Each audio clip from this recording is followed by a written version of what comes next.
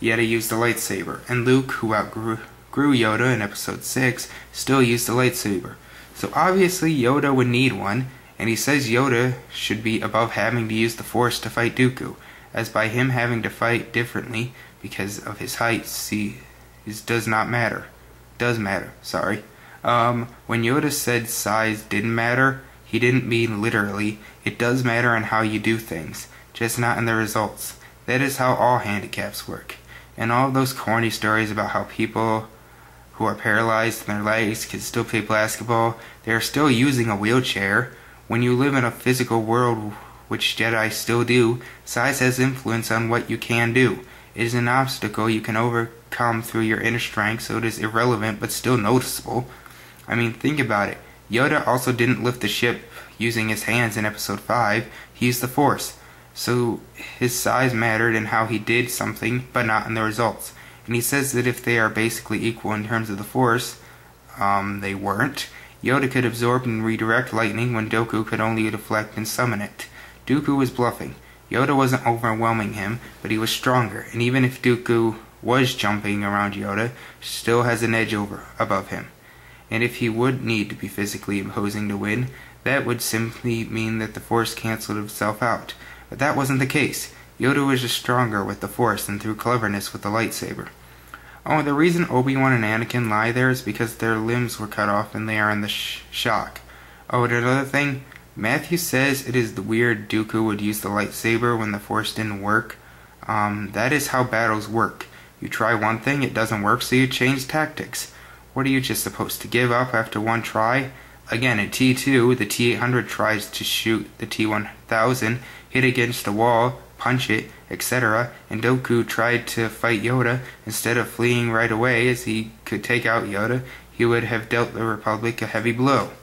Matthew says Yoda fought just as Anakin and Dooku. He was moving faster, more on the offensive, and attacked while jumping, and he sees all the Jedi fight the same. Anakin could land on a speeder without cooperation from the speed. When Obi-Wan needed help, he moves his sword faster, and he easily took out 4 droids very quickly, where most Jedi could attack 2 at a time. The Jedi have varying degrees in sword fighting skills, and Obi-Wan took out 5 droids in Windu, just 3, showing Obi-Wan growing very strong, and he reflected to that Jango faster than that other Jedi, and Anakin could defend himself better against Dooku for a while, fighting him on an equal level. Plinkett says Yoda in the prequels just does video game shit. He advises Anakin on his fears and acts pragmatic, trying to a central theme. And Luke fought in the original trilogy, so is he just doing video game shit? He just doesn't teach as much in the Force, as that is less central in these films, as they are more about betrayal and pragmatism. You constantly criticize them for not being new. Well, here are new things. Also, Redlettermedia complains it is never explained why the Jedi aren't allowed to love. Actually, it is. It is because it leads to attachment, which is a subjective emotion, and one that leads to the most negative emotions. It is forbidden, as it is possession. Plinkett says Obi-Wan does show almost all emotions like a normal guy that he just isn't dating, which contradicts his statement his character is bland and emotionless, and then he questions why anger won't lead to the dark side but love will. Will's Obi-Wan angers at Anakin was controlled, justified, and rational. Obi-Wan thinks of the objective morality, as he doesn't think out of personal desires and attachments lead to suffering. This is, in fact, the basis of Buddhism, aka the religion the Force is a large part based on, and he then says we cannot relate to the sexless universe. Okay. 1. In the original trilogy, there was never on-screen sex, and most characters had no on-screen romances, so it is just a basic idea that you value here. 2. Wait, aren't there real humans who have oaths of celibacy like Catholic priests, the second main religion the Jedi religion is based on? 3. You want the characters to be spiritual like an empire, but you do want it to be watered down for it in no way to be really spiritual. They still must fuck? 4. You do praise the originals for not having kids, so no kids is perfectly human, but no off-screen sex? Oh no. So what is normal according to you? Is fucking using contraceptives? Maybe by nowadays cultural standards, but it isn't very altruistic or really part old-fashioned culture, and the Jedi culture isn't based on the 20th first century culture. You really want them to dumb it down like that because audiences won't like it otherwise, as they lack sophistication. If Lucas did that, then he would be a sellout. The Jedi aren't 5. The Jedi aren't supposed to be admirable, not ordinary people. I mean, Batman, Spider-Man, and Superman all had times they refrained from dating. 6. So Catholic priests are weird, sterile aliens? How offensive. Oh, wait. Never mind. Most people think so. There is a 3-hour-long Catholicism promotion by Reviewer 1 here. Be glad I didn't record that. Oh, and the parents didn't give up their children to the Jedi, as it means they will get to save the world and be very heroic. I guess they just value heroism over sex. Nah, of course not. They just don't love their kids, sure. Also, those children don't get problems when they hit puberty for the same reasons children raised in monasteries don't. They are raised to control their urges, and they are taught that self-discipline is a virtue. Yeah, promoting wisdom and self-control for fucking? How cult-like. The Catholic Church was started by Jesus, who appointed Peter as the first pope.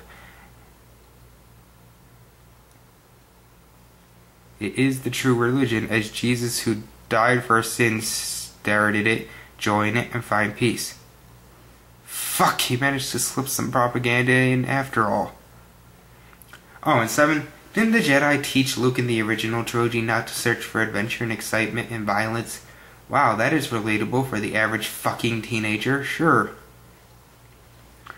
So parents do love their kids. Monks don't have attachments, and did Palpatine have a wife in the original trilogy, or Admiral Akbar, or Luke, or Tarkin?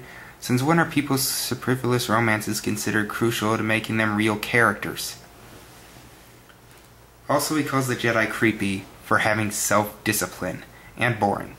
And he calls Padme boring, and called all the characters in the original trilogy boring. Well, they are well developed. There are many scenes dedicated to developing them. Plinkett says there are no genuine human moments, that they have all been replaced with slapstick comedy. Well, we had that scene where Anakin holds a heartfelt speech for his dead mom, where Yoda shows happiness Padme is alive, and she acts cold as a decoy just died for. The scene where Mace Windu shows concern over their loss of power and the shattering of his prejudices, where he looks like he feels guilty for killing Jango in front of his son, when not necessary. A scene where Yoda tries to advise Obi-Wan on the flaws in Anakin and shows concern over the Jedi's arrogance. A scene where Obi-Wan folds his hands and tries to overlook supportive to comfort Anakin on the fact his mom might be in danger. Where Anakin shows to Padme he feels guilty about leaving her, but he has to save his mom, even just her, hugs Obi-Wan and jokes at the Orthodox Jedi, not telling knowledge and wisdom apart, showing how honesty and street smart he is. And where Watto, who wasn't totally cold, is actually happy to see Anakin again. Oh, and where Anakin tries to comfort Padme and Owen and Beru are good people, where Obi-Wan tells Anakin he shouldn't focus on his negative emotions when Anakin is underwhelmed by Padme's response to seeing him again, and he then gives in to his apprentice adolescent needs, his jokes that she's also happy to see them. Heavy breathing, heavy breathing. Okay, man, that was long. The only thing is, the Jedi are very serious, somber characters, and so are the politicians. Yes, at this it is more of a serious drama, like Saving Private Ryan, or The Conversation, or Apocalypse Now, or The Color Purple, or the Blade films, Spider-Man, X-Men, Dark Knight films, Zodiac, Curious Cage of Benjamin Button, Carrie, Taxi Driver, Raging Bull. Not every film is Die Hard or Ghostbusters. They have clear personality arcs and backstories he ignores, just as the film's themes. The film does have very deep characters. Mace Windu in this film is a very supportive friend to Obi-Wan and even Anakin. Prejudiced about Dooku not being a murderer, worried about them not being able to stop the war, pragmatic, harsh when killing Jango after disarming him. He lost control. We see he has a darker side, yet he does feel guilty about this, and he is very hostile towards Dooku, threatening him and refusing to surrender to him.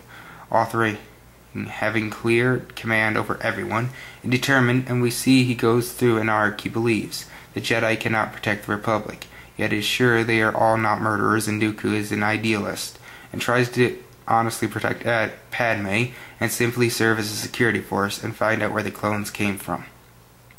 And then he sees their force powers are being blinded, not seeing the making of the army. He then sees Dooku is a hostile and becomes very secretive and manipulative, lying to the Senate and helping use Jar Jar, and then decides to become hostile and take part in the war as Obi-Wan is threatened to keep control over the starting Clone Wars, becoming generals. Instead of saying peacekeepers, they see Dooku is threatening a Jedi and that they cannot control the Republic alone at all and cannot stay out of the war. Because if they don't use the clones, their own members will get hurt and their weaknesses will be revealed. And he even faces Dooku and goes too far with his aggression, killing Jango. Oh, and again, his fighting in the war was part of an arc. So like Padme fighting in it's not an inconsistency, but an arc. Also, they were serving as generals, not soldiers, as part of a big army. Also, he did do a lot within the plot as he helped manipulate the Senate and led the attack in Geonosis and fought the droids and killed Jango. And how was him swinging the sword around awkward? He was fast and very controlled moves, fluently moving the sword. How was it awkward? And Plink called it a cheap marketing ploy to act like he was going to be an ass-kicking Jedi. They never emphasized the ass-kicking that much. Also, he complains casting Jackson as Windows for marketing reasons, as he isn't fit to play reserved characters. This meant Lucas didn't typecast and wanted to try something new with Jackson. And he did a great job in Unbreakable also. Guess M. Night sold out with his second film. No, wait, with his first, where he cast Bruce Willis in a serious role. Also, he says Samuel L. Jackson was boring. Well, he really managed to get the authority as well as the hostility across in the scene. To look depressed with a downbeat look, he managed to look really guilty, and get self-doubt when he says their ability to use the Force had diminished by hampering in his voice. In his delivery of remembering Obi-Wan, if the prophecy is true, your apprentice is the only one who can bring back balance to the Force, wasn't awkward. He talked slower and lower to emphasize the importance and sound serious as Alec Guinness and Morgan Freeman and Tom Hanks all do. But Plinkett is right, though, that in the first film had no black people, and that is great. Wait, I didn't say that. I mean, Reviewer 1 wrote that. He's the sick one. You all know that, right? So apparently Obi-Wan is dull also, even according to Matthew. Okay, well, he is also shown to be prejudiced, even against Palpatine, is critical of Anakin, yet tries to comfort him also, often rushes to make much himself, is still orthodox, can be warm-like with Jester, and very self-confident like when interrogating Jango. His lawyer, refusing to join Dooku, worries a lot about Anakin. It is also sometimes a bit complimentary to him complimenting him. He is also a bit naive, not knowing why the archives have been erased and jumping to conclusions. He can be rather blind, like when he tells Anakin, "Why do I get the feeling you're going to be the death of me?" He is calm. He has two arcs, one tying into his relationship with Anakin, which we will discuss later. But one of his arcs is he starts off still a bit naive of himself, jumping after the killer and seeing this nearly kills him and relying on the Jedi, not thinking for himself.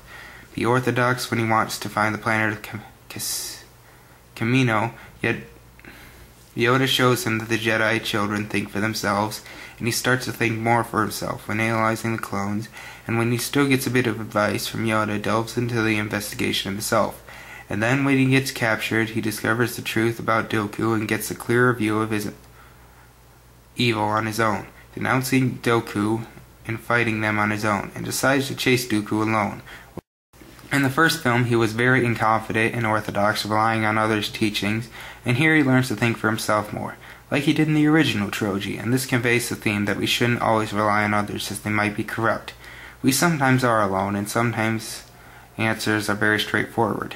We just need to think outside the box and accept people don't fall into categories, all which is true as people indeed can often be different from their social stigmas, and we sometimes need to trust ourselves when alone. And it is our own heart and objectively that matters, not what others think, as true wisdom has nothing to do with social standards, which often are naive as people can be unpredictable, and if we trust ourselves we can achieve based on our own skills.